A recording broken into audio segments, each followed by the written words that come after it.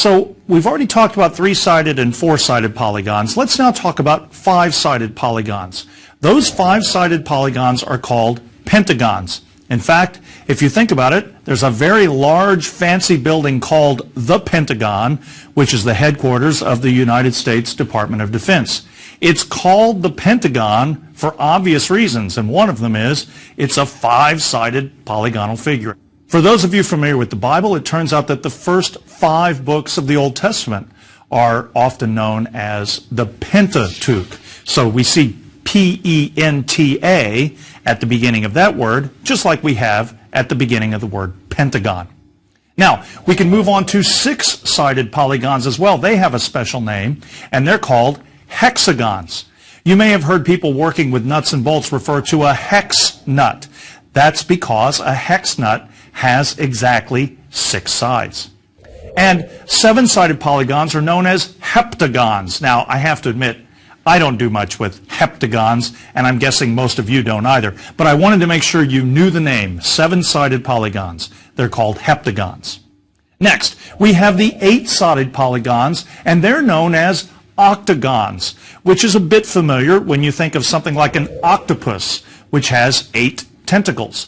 And you and I see octagons in life all the time.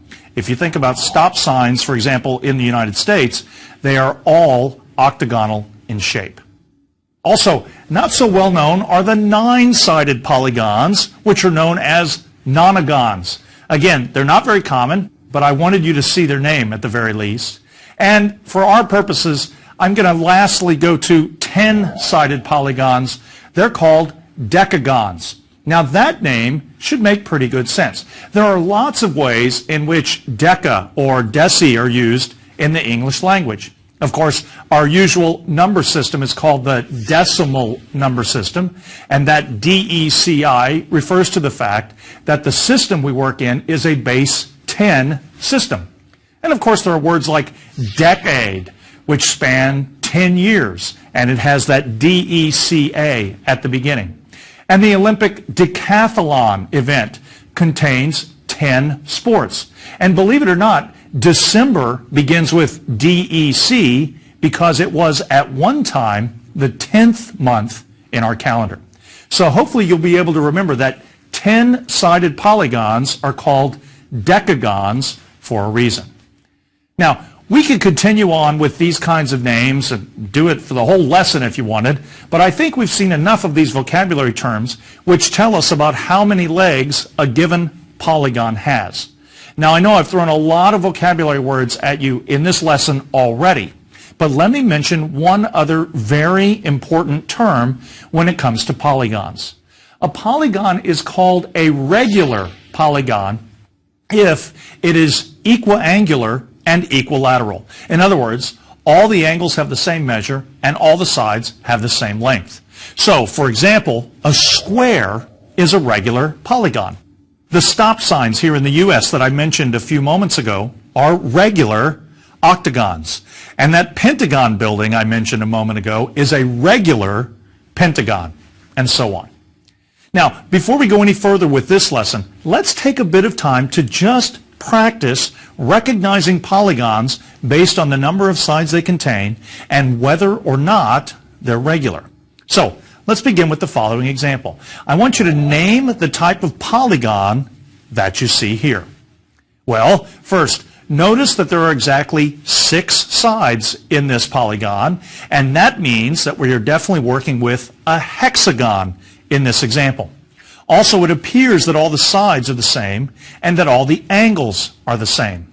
And so we say that this is a regular hexagon. Now, let me make a quick comment. I realize that we did not prove that this polygon was regular, but we're not going to worry that much about being exact when it comes to whether a polygon is regular or not. We're just going to go with our eyes to see whether we have a regular polygon or not. Now, let's try another example of this type where we name or characterize the polygon in question. Look at this polygon here, and let's see what kind of polygon it is. All right, let's first count the number of sides. Well, in this case, there are 10 sides to this polygon.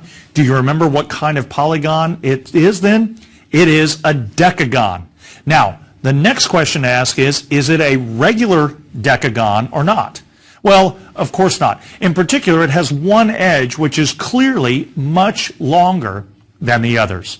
And so this is not a regular decagon. I'm simply going to call it a decagon. Now let's look at one last example of this type. Classify this polygon based on its number of sides and whether it's regular. Okay, let's look at it again. The first thing to do is to count the number of sides. And in this case, I see 5. There are 5 sides there, and that means that this is a pentagon. And it appears that all of the edge lengths are the same, and that the angle measures are all the same as well.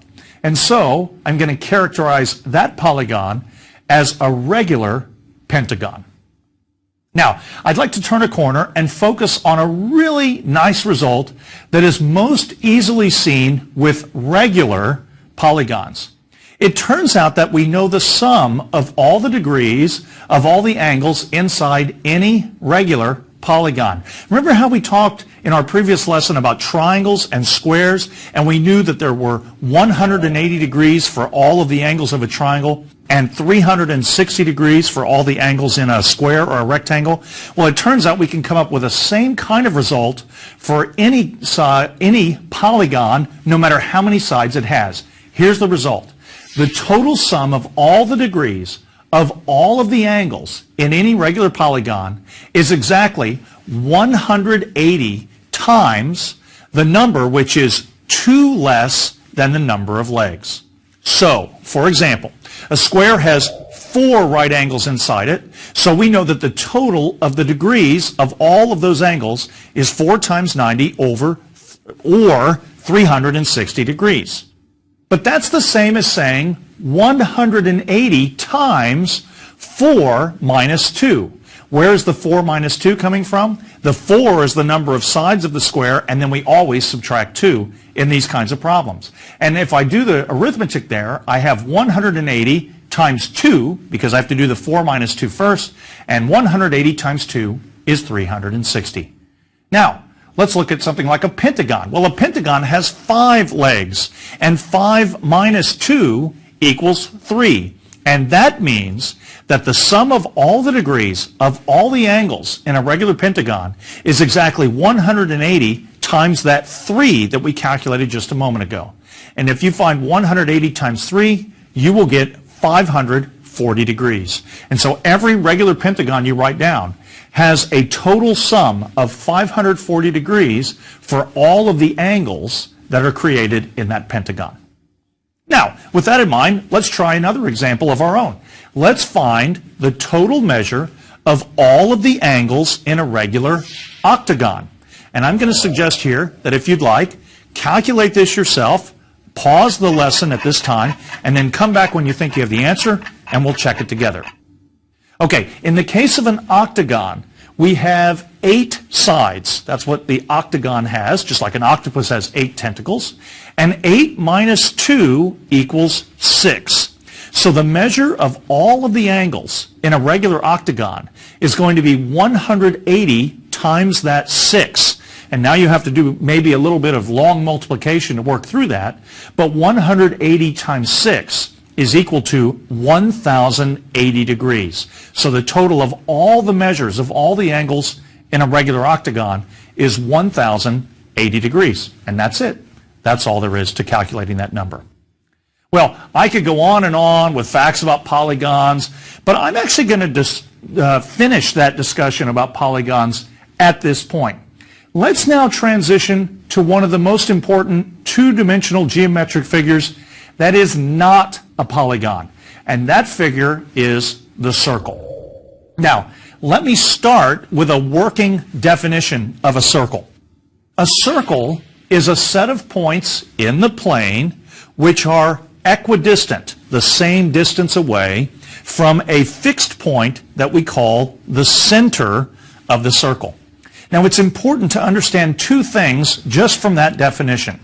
First, we usually pick the center of the circle at the beginning of the problem, or at the beginning of our time of drawing the circle, and then we figure out where all of the points are which form the circle. Maybe all the points which are exactly 4 inches away from the center. So typically we start with the center and then figure out where the points are going to be around that center. The second very important thing to understand is that the center of the circle is actually not a part of the circle. It's just there to help us see where the circle is, but it's not officially a point on the circle itself. So while the center is extremely important when we're looking at circles, we need to understand that that point in the plane, the center of the circle, really is not on the circle itself. Now, of course, you've seen a lot of circles in your lifetime. A wedding ring is in the shape of a circle. The various U.S. coins, the penny, the nickel, the quarter, etc., are circles if you look at them from above when they're lying flat on a table. If you look at their outside edge, you're looking at a circle. And to be completely rigorous, only the outside edge of the coin makes up the circle. A circle is not filled in the way a coin is. It's only that outside edge which is the circle. And if you stare at the wheels on a bicycle or on a car, you're seeing circular shapes on the outside. Honestly, I'm not sure we could really imagine living life without circles these days. They're extremely important geometric figures.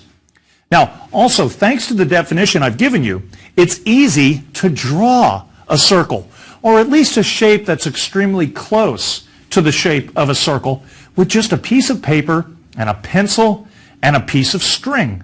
Now you should try this, seriously. It's a great way to construct circles, or at least pretty close approximations to circles. Here's the way to construct these things. First, take your string and tie one end of that string to the pencil that you have in your hands. Now, on that string, you now have an end which is just sort of dangling. Push down that end of that string with your finger in the middle of the piece of the paper. Pull the string tight with the pencil on it and start drawing, keeping the other end of the string pressed to the paper and keeping that string tight the whole way through. As you do that, what you will start to draw around on your piece of paper is going to be very close to a circle. Now, it would be a perfect circle if we weren't working with such crude instruments like my fat fingers, for example, getting in the way as I try to get this thing to draw freely around in a circular fashion. If you'd like to draw better circles than what I just described, you can go out and get something called a compass. Now, not the kind that people use to find what direction they're walking in the woods, the mathematical kind of compass. And if you use a compass, you can usually draw really pretty circles with practically no trouble once you've had a little practice. Now, circles have been studied by lots of people for thousands of years. Even the people who wrote the Rhind Papyrus, which predates even Euclid by over 1,000 years, were very interested in approximating the area of a circle. And of course, Pythagoras and Euclid and Archimedes and many others were interested in understanding the perimeter and the area of a given circle. But before we get into the perimeter and area questions that are related to circles, let's look at some terminology that's related to circles in this kind of thing. There are lots of terms we could discuss, but I'm just going to mention a few. First, the radius of a circle is the distance from the center to any point on the circle. Remember, the distance from the center to any point on a circle is the same no matter which point on the circle you choose. That's the whole idea of a circle. So that distance from the center to the edge of the circle, no matter what direction you go, that distance is called the radius of the circle. Next, the diameter of a circle is twice the radius distance. So the diameter is just 2 times the radius. The diameter can also be thought of as the length of any line segment which connects 2 points on the circle, which also goes through the center. So you can think of the diameter as the length of a line stretching from one side of the circle to another as long as that line segment goes through the center. And if you think about it, the diameter is the largest straight line distance between any 2 points on a circle. So the diameter is very, very important. Next, I'd like to talk about questions of perimeter and area for circles. We talked about those for triangles and squares, for example. Let's talk about those questions now for a circle. Unfortunately, these issues for circles are not as easy to think about at first compared to things like polygons, like squares or rectangles or triangles, because circles are not constructed by drawing a bunch of little straight line segments and then looking at the polygon that you get. Something more complicated has to be done when you want to study the perimeter and the area of a circle. Also, one more quick term. I know I've given a lot of vocabulary to you already, but one more. The circumference of a circle is the distance around the circle. In other words, it's the perimeter of the circle. But we're going to call it the circumference. It's a very special word when it comes to perimeters of circles. Now, you may have heard of other words that begin with C-I-R-C-U-M, which basically means to go around or to carry around. So, for example, to circumnavigate means to travel around the world, often by a boat or a plane or a hot air balloon. And you've heard of circumstances which surround an event. So remember, for us, the circumference of a circle is simply the perimeter of the circle. We're thinking about the distance we would have to travel to walk around a circle. Now, to some really important facts about the perimeter and area of a circle. We should really talk about these as we've talked about perimeter and area of polygons as well. First, there's a cool fact about the ratio of the perimeter of a circle and its diameter. Here's the fact. No matter what circle you choose, no matter how big or how small, it turns out that the ratio of the perimeter of the circle to its diameter is always the same amount. Remember, we talked about ratios a few lessons ago. When I take this ratio of perimeter to diameter, I always get the same number. It's the special number that we call pi.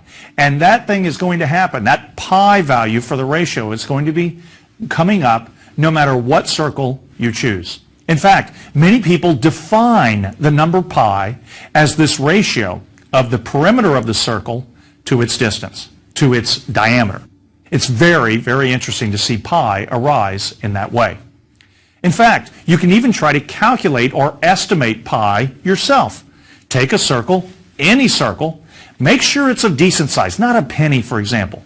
Use a piece of string to measure the circumference of the circle. You can literally lay the string down very carefully around the edge of the circle. And once you've figured that out, how long that piece of string is, pull it out and measure it against a ruler. Then you can also measure the diameter of that same circle with that ruler. Now, divide the circumference measurement that you first took by the diameter measurement. And what are you going to get? Hopefully, you'll get something very close to something like 3.14, which is very close to pi. Now, I promise I've not forgotten about the perimeter or circumference and the area of circles. There's some really cool formulas that I want to show you in just a moment. But I need to take a quick detour and tell you a little bit about the number pi. First, the number pi is a very complicated number. And what do I mean by that? Well, it's been proven that pi cannot be represented exactly by a rational number, by a fraction which has a whole number numerator and a whole number denominator. And one byproduct of that statement is that when you're writing down pi as a decimal number, you will never be able to stop writing down the digits, and there will not be any pretty pattern at the end of the decimal expansion. Now, what do I mean by that? Well, pi does not exactly equal 3.14 because that decimal number stops. Pi is approximately equal to 3.14, but pi is not exactly equal to 3.14.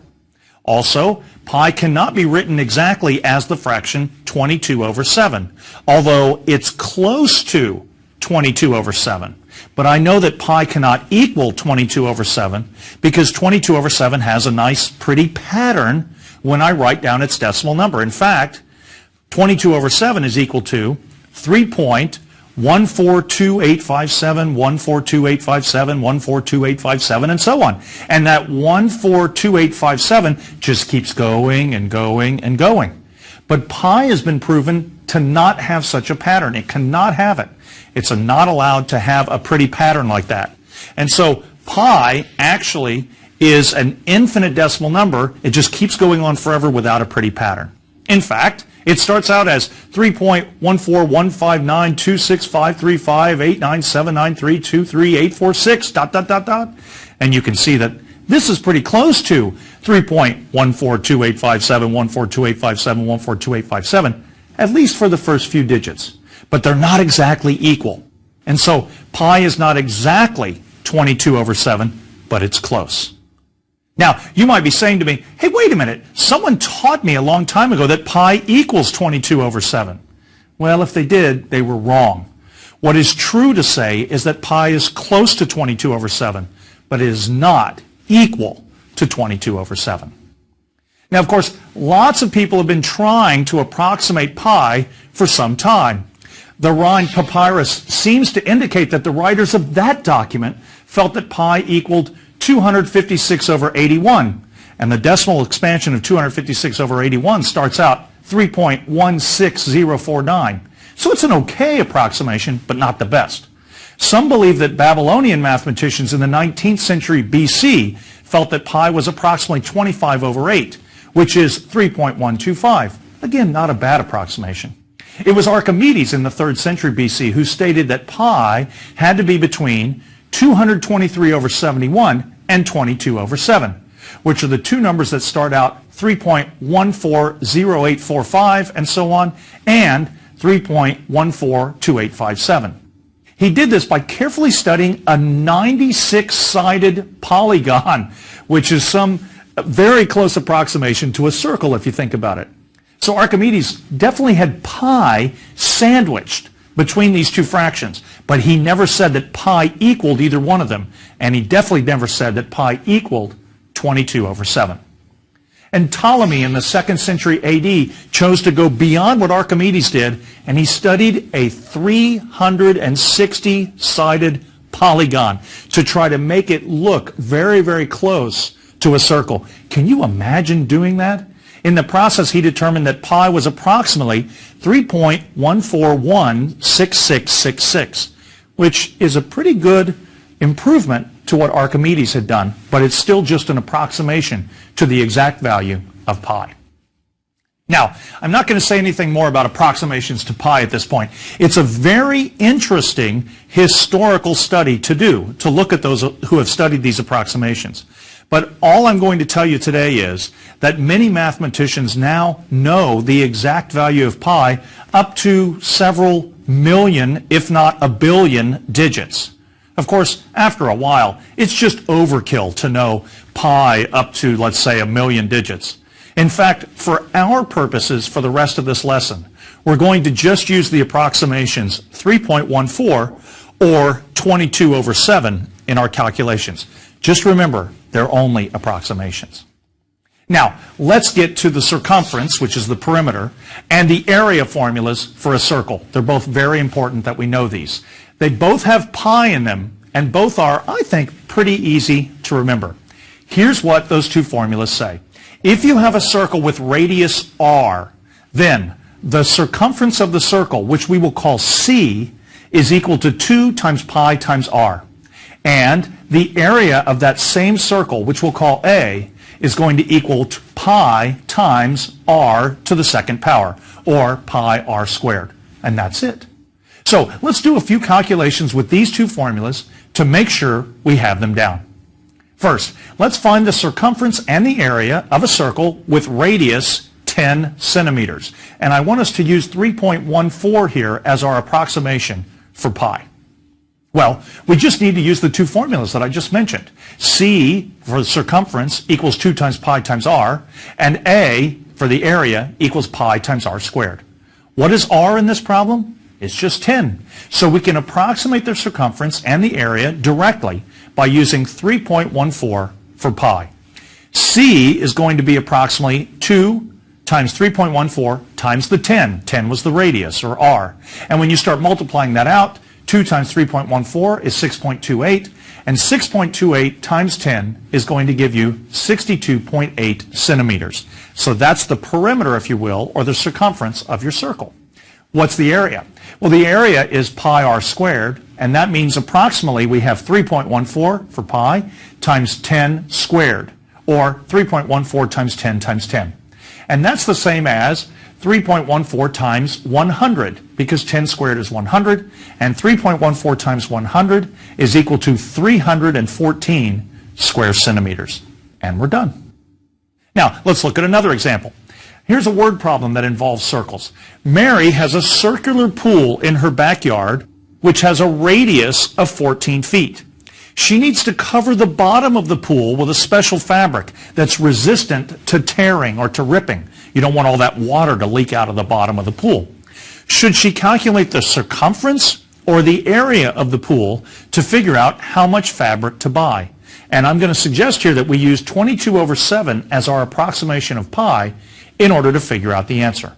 Now, I'd like you to think about this problem for just a moment. Pause the video, think about it, see if you can get the answer, then let's meet back up and see how you did. Okay, first things first. What does Mary need to calculate? Well, if she calculates the circumference of her pool, of that circular pool, then all she's calculating is the outer perimeter distance. That's not going to help her at all. It should be clear that what Mary needs to calculate is the area of the bottom of her circular pool in order to know how much fabric to buy.